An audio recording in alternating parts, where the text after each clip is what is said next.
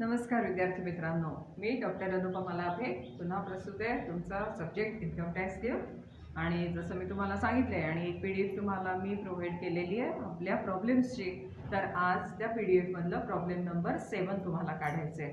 ते problem number 7 काय आहे ते आपण पाहूया आणि त्याप्रमाणे आपण आपलं जे प्रॉब्लेम आहे ते सॉल्व्ह करू. तर वेळेसप्रमाणे आपण आपला प्रॉब्लेम पहिले वाचून घेणार आहोत. Shri Kalyan Singh is a political leader. The particulars of his income for the financial year 1920 are as follows.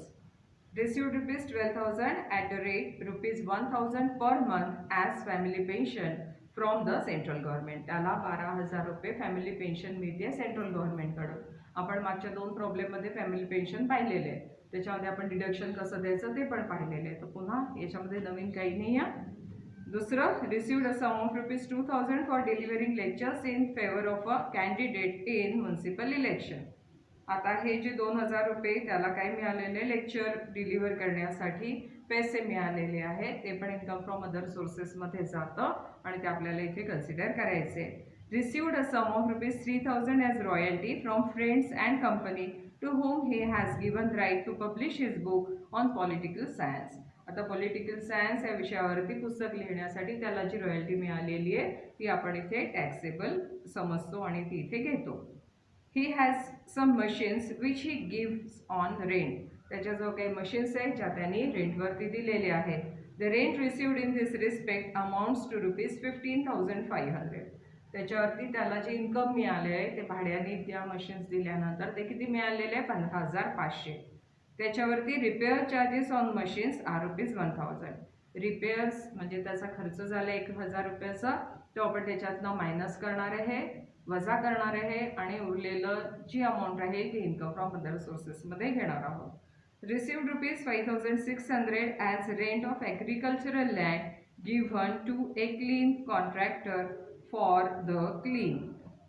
ते क्लीन कॉन्ट्रॅक्टर म्हणून आहे, त्यांना त्यांनी 5,600 याप्रमाणे काय दिलेली आहे, जी जमीन आहे ती दिलेली आहे.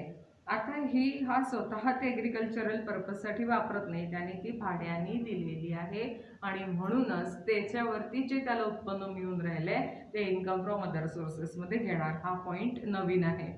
जरी ते ॲग्रिकल्चरल इन्कम दाखवत आहे, सांगतायत ॲग्रिकल्चरल लँड म्हणून राहिली आहे, पण ती त्यांनी दुसऱ्या कामासाठी दिलेली असल्यामुळे त्याच्यापासून जे उत्पन्न त्याला प्राप्त झालेले आहे ते इन्कम फ्रॉम अदर सोर्सेसमध्ये येणार आहे.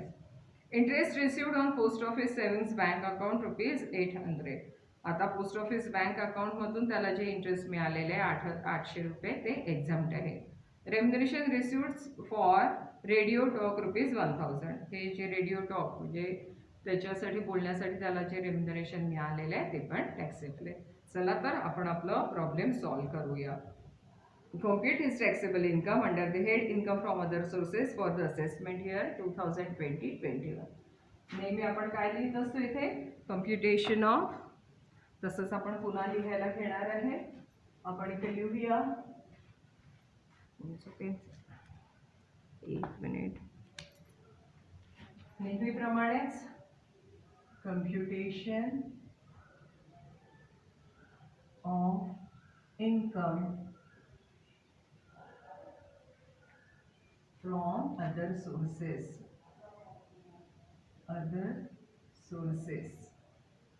नेहमीप्रमाणे फॉर द असेसमेंट इयर लिहायचे. किती येते असेसमेंट इयर 2019-20. लक्षात ठेवा. चला आता प्रॉब्लेम सॉल्व्ह करायला सुरुवात करूया. रिसिव्ड रुपीज 12,000 फॅमिली पेन्शन म्हणून आपण पहिले काय लिहिणार इथे, फॅमिली पेन्शन. किती दिलेली आहे फॅमिली पेन्शन, 12,000. काय असते त्याचं डिडक्शन सांगा मला. डिडक्शन आहे रुपीज एक तर 1/3 ऑफ 12,000 म्हणजे जी पेन्शन तुम्हाला मिळालेली आहे त्याचं 1/3 और रुपीज 15,000 15,000 विच एव्हर इज लेस. बरोबर आहे. आता याचे 12,000ची 1/3 किती होणार आहे, 12,000ची 1/3 4,000. मग आपण याच्यातनं काय मायनस करणार आहे, 4,000 आणि उरलेली जी अमाऊंट आहे ती आपण काय करणार आहे, फॅमिली पेन्शन म्हणून बाहेरच्या कॉलममध्ये लिहिणार. किती आली ती अमाऊंट? 8,000. लक्षात आलंय कसं काढलं आपण? 12,000चे 1/3 केले, 1/3 येत होता 4,000, एक तर 15,000 किंवा 1/3. तर 4,000 हे 15,000पेक्षा कमी आहे म्हणून आपण 4,000 मायनस केले आणि जी अमाऊंट आली ती त्याचं काय केलेलं आहे, इन्कम फ्रॉम अदर सोर्सेसमध्ये घेतलेली आहे.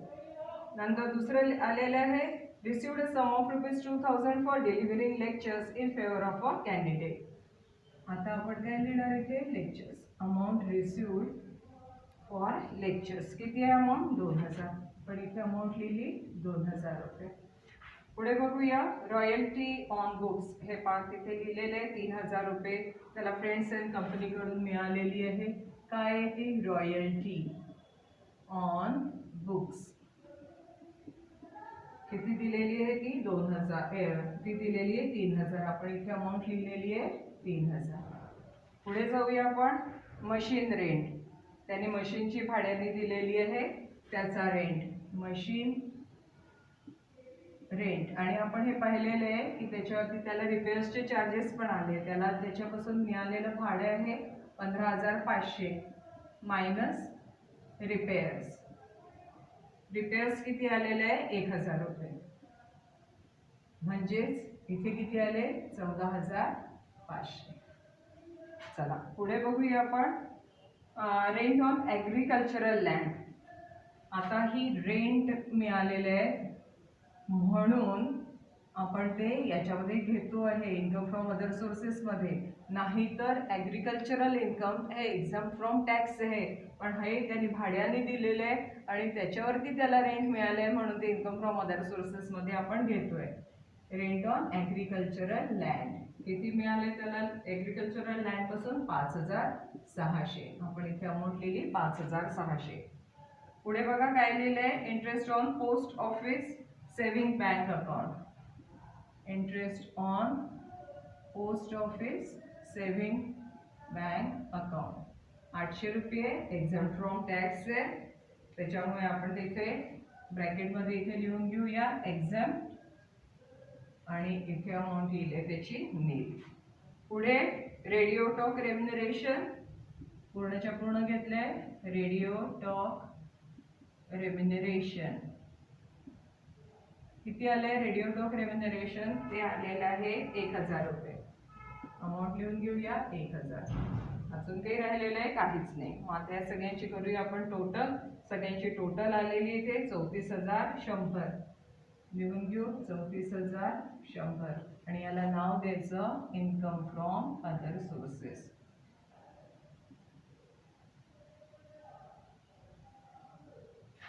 आलंय लक्षात? नसेल आलं तर मला कधी पण तुम्ही माझ्या व्हॉट्सअपवरती विचारू शकता. हे प्रॉब्लेम तुमच्या रजिस्टरमध्ये लिहून घ्या.